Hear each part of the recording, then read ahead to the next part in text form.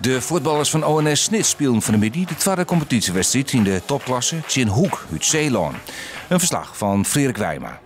ONS in het oranje. In de eerste thuiswedstrijd rent voortdadelijks achter de feiten aan. Want dit is al in de 10e minuut Birgen Martens. Die het helemaal terugrennen mij. Dwars door het hart van die verdediging. En dus Hoek op een 0-1 voorsprong zet. Ja, dat is een domperke. En dat wordt nog minder als hier de bal in de hand komt van Klaas de Vries. En dat is een penalty, zei de scheidsrechter. Dan binnen we correct een paar minuten later.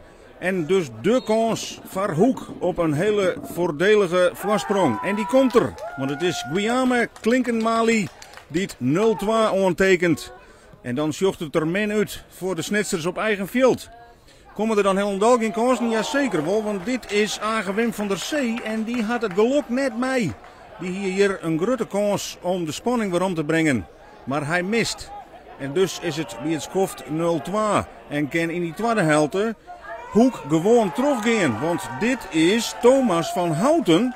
En die zet zelfs de score naar 0-3.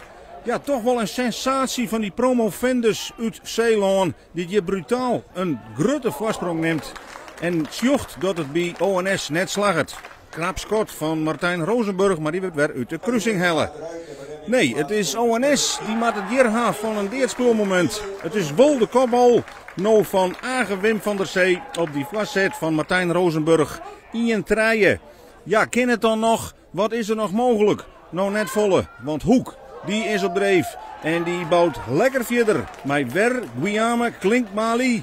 En die telt de stand naar 1-4. Een dikke oorwinning voor Hoek in Snits.